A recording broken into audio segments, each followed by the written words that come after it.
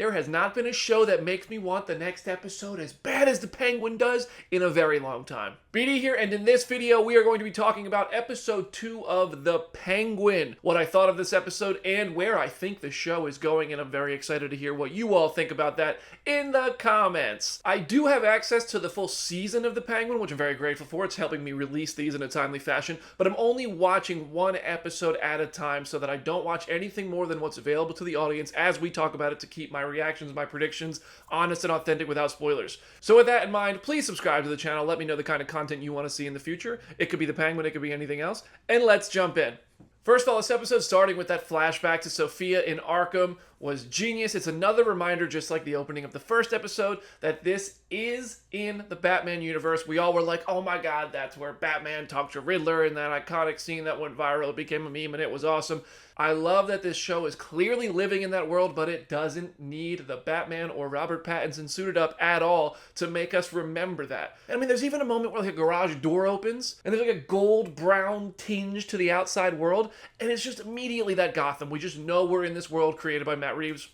Incredible work. Sofia Falcone, tremendous antagonist. Kristen Miliotti's doing fantastic work as this twisted psycho killer who can sniff out BS anywhere. And that's why I feel like she has the upper hand on Oz, but we'll talk about that in a second when I talk about what I think is coming in the future of the Penguin, because these two are playing bullshit chess with each other, and I think Sofia might be the smarter of the two, though Oz might be the one who ends up lucking out often. I also want to shout out the writers about the subtleties of characters like Sofia when she says things like, I'm not safe, I'm home.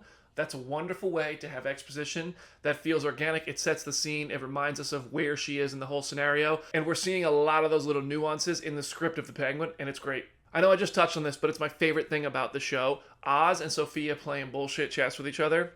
Fantastic. They're sniffing each other out. Oz is lying to her left and right. I do wish I knew more about what Oz and his relationship with Sofia was like and how he acted in her presence before this show and before the Batman, so I could tell if like the kind of speech he gave her at the funeral was out of character, and if it gave her a reason to be like, dude, why are you talking to me like this? Why are you suddenly hyping me up and stuff in this episode? Because I don't know, maybe that's how he acted with her all along. Maybe it's clear he's trying to pivot and cover up the fact that he killed her brother. She would know better than us because we never saw that relationship in the past. I just love how with Sofia, you're always like, oh, she can see through this. She's in touch.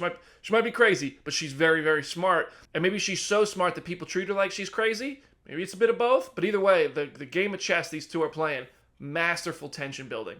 And speaking of tension, the most tense bit in the whole episode was that funeral scene where they were trying to sniff out the killer. Oz didn't plant the knife on Vidi. He planted it on Sofia's bodyguard. Genius move. I for sure thought it was going to be Vidi. I was like, come on, they're going to know it was you. Nope. Better writers than myself. Sofia kills her bodyguard, and I'm like, yo. So here's my two takeaways from that moment and what it could mean. One, Oz was smart not to play the Vidi card because he still has that in his pocket. He has the dirt on Vidi. He can still screw him over.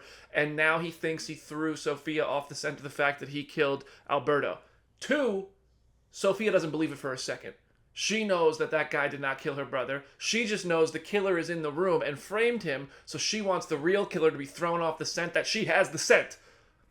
This is what this show is doing. This is how good the writing is. It's got me thinking all kinds of things. We also have Victor Aguilar. Tremendously likable kid. I'm rooting for him. I want to see him turn out okay. I don't think he's going to, but I want to see this kid survive. The scene after he messed up putting the jewels in Vidi's car and then Oz makes him lay in the grave, that is a wonderful way to just show the grit, the darkness of the show, Oz's kind of twisted mentality. What a way to teach a kid a lesson. I mean, that's messed up, but you're sitting there watching that like, wow. This kid's not going to want to make a mistake again. And while Oz is kind of acting super disconnected emotionally, I actually do think he cares for Vic. I think he wants to see Vic turn out okay. He kind of maybe even sees a little bit of himself in Vic, maybe. I don't know. Like, Oz doesn't keep any company that he's not literally paying for their services or they're working for him in some way, so then he could just kind of dismiss them and stay disconnected from them.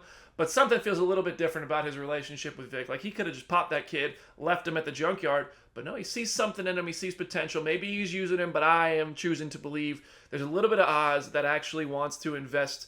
Maybe doesn't want to, but is ending up investing a bit emotionally in Vic. But I do think if the time comes, he will throw him under the bus, sell him out, and do whatever is needed to keep moving forward with his goals and climb and all that stuff to make his mommy proud.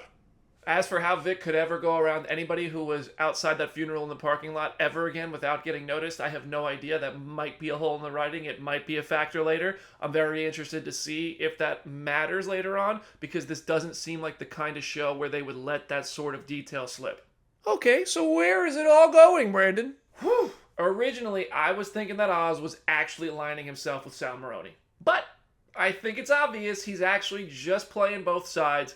His best case scenario is watching the Falcones and the Maronis go to war, therefore their respective family gangs crumble, and he can rise up from their ashes. And presumably, his best case scenario is the winner-ish would think he was their ally all along.